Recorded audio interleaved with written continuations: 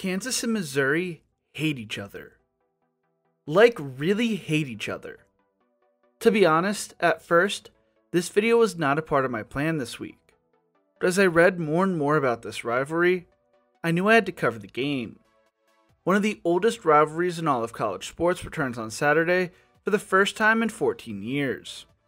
These teams have cost each other national titles and conference titles. They truly hate each other, and the two states actually went to war against each other. This is the rivalry built on hate. This is the story of the border war. I mean, the border showdown. But before we get into this, if you enjoy college football content like this, make sure to leave a like and subscribe. Also, let me know which rivalry you want me to cover in future videos in the comment section below. I love covering rivalries like this because I learned some history I did not learn in school and would never have thought about if it wasn't for a video like this.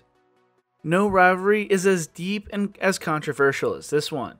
It's heartbreaking that conference realignment stole this from us over a decade ago. The Kansas-Missouri rivalry is a rivalry that actually dates back to 1854, 37 years before they would ever meet on the football field.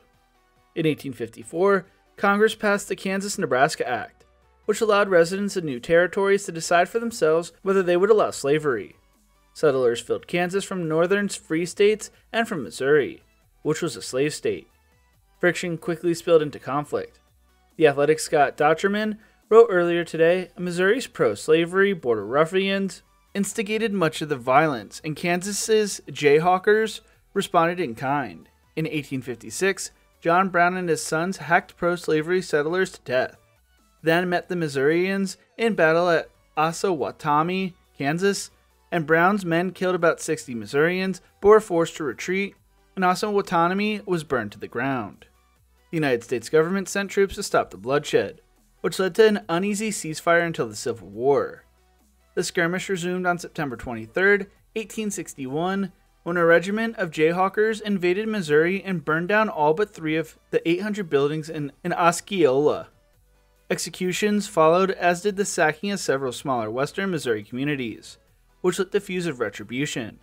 A militia called the Tiger formed in Columbia to prevent attacks from both Confederate and other outfits like the Jayhawkers. Missouri was a divided state with a star on the Confederate flag but remained in the Union. William Quantrill commanded a band of bushwhackers along the Missouri-Kansas border who were known to rob and plunder in the name of Confederacy. In mid-August 1863, several female relatives of Quantrill's raiders were imprisoned in Kansas City for granting shelter to known outlaws. The facilities collapsed, killing 5 women, including the sister of Bloody Bill Anderson, who was known as the most savage of the raiders. On August 20th, 1863, Quantrill's raiders sought revenge. They crossed from the Cass County, Missouri into Garden, Kansas, where they robbed homes and committed atrocities. They made no secrets their target was Lawrence, long considered the beacon of anti-slavery movements. The raiders would attack at 5 a.m., entering the city with unearthly yells. Quantrill's men rode up to nearly every house on the south and west side of Lawrence, ordering out the residents, plundering the homes, and burned them to the ground. Then it got much worse. The fiends of hell could not have displayed a demonic spirit than did these devils in human form, wrote the Kansas City Weekly Journal in its first edition after the massacre. Unarmed citizens were shot in the street, husbands murdered before their wives' eyes, and in some instances in their arms, and parents were slain in the midst of their children. The whole scene was one of the hell's most terrible orgies. A scene of horror such as history has rarely been recorded. Quantrill's raiders left Lawrence around 9 a.m. after murdering 150 men and boys and stealing everything they could carry on horseback. The retribution was swift, and within weeks General Thomas Ewing issued Order No. 11, which required all residents of Jackson, Cass, Bates, and Vernon counties to vacate their homes. Southern sympathizers had to leave Missouri, while Union supporters were forced to move to military posts. All crops, harvested or not, were turned over to military officers by September 9th. After that date, they would be destroyed. The Civil War ended in 1865, but the hunt for the border ruffians continued. Notorious outlaw Frank and Jesse James received safe harbor for nearly 2 decades, and part of lingering bitterness, Missouri Governor Thomas Crittenden, a Union colonel during the Civil War, offered a $5,000 reward for Jesse James' capture. On April 3, 1882, As James stood on a ladder and adjusted a picture in his St. Joseph's home, his friend Robert Ford shot the outlaw from behind. Ford was charged with murder and sentenced to death by hanging. Crittenden then pardoned Ford. I included all that because I thought it was important to understand the historical context around this rivalry and how much it means to both Kansas and Missouri fans because of how deep it runs in the two states' histories. 9 years later, Missouri and Kansas would meet on the football field for the first time in Kansas City. Kansas would win the first game 22-8, and the Columbia Herald-Statesman wrote, 30 years ago, the Redlegs of Kansas and the Pukes of Missouri were wearing a warfare along the border that filled hundreds of untimely graves and desolated scores of homes. Saturday, that last exposition park in Kansas City, the Kansans and Missourians again came together and a huge grave was again filled to the brim, but this time only with the disappointment hopes of the Missourians.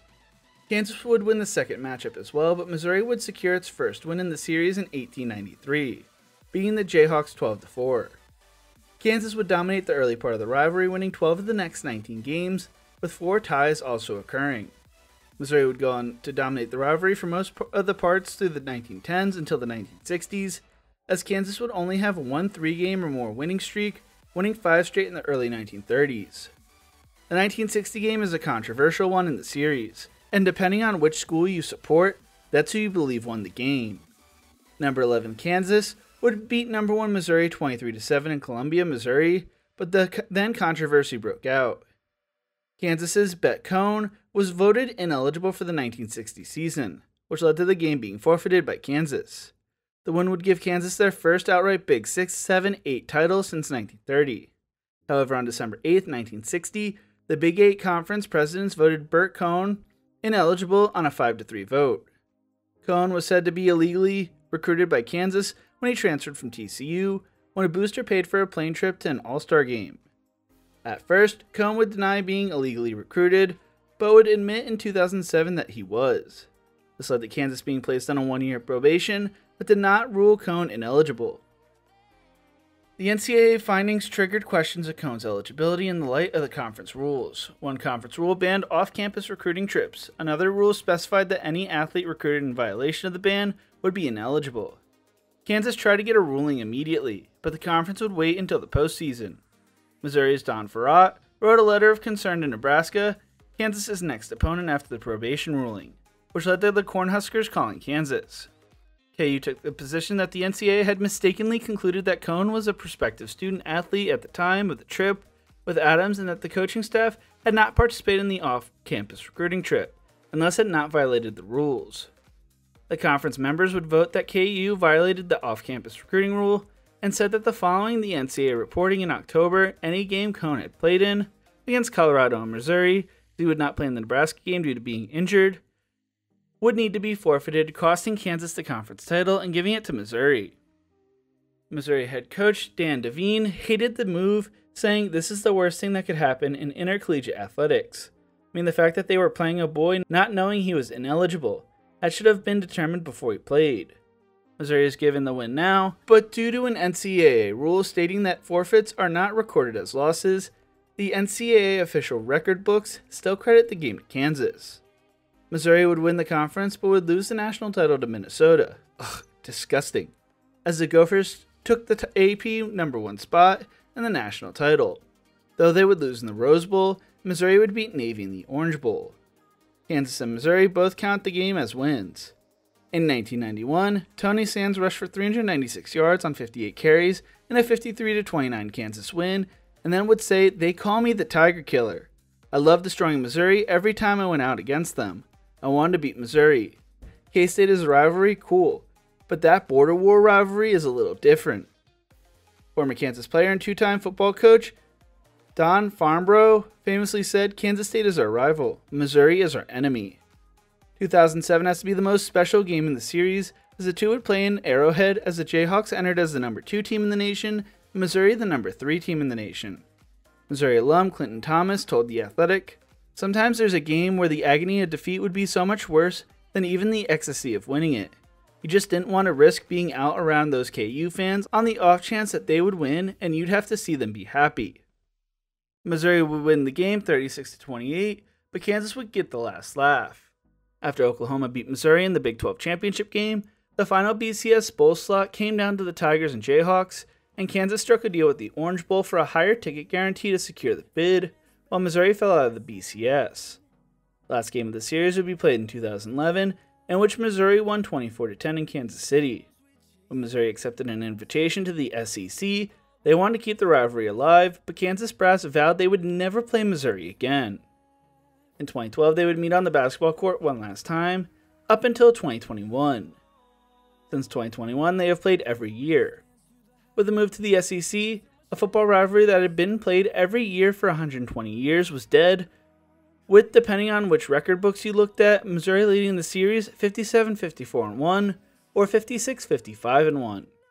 Seemed like the rivalry would never come back, but then during the height of the pandemic, when the world was shut down, some light began to shine through, as on May 2nd, 2020, the two schools would announce a 4-game series in 2025, 2026, 2031, and 2032, with the 2025 and 2031 matchup being played in Columbia, and the 2026 and the 2032 matchup being played in Lawrence. These two schools really hate each other, and the rivalry means so much. One Kansas writer wrote, "While KU is no longer in the same conference as Mizzou, you could argue this game means more than any Sunflower Showdown loss over the past decade and a half." Missouri basketball coach Norm Stewart hated Kansas so much that he refused to spend any money in the whole state and would instead have his team stay in the Kansas City on the Missouri side, where they would return after shoot-around in Lawrence and then never purchase gas or food across the state line. It is stuff like that on why I love college sports so much.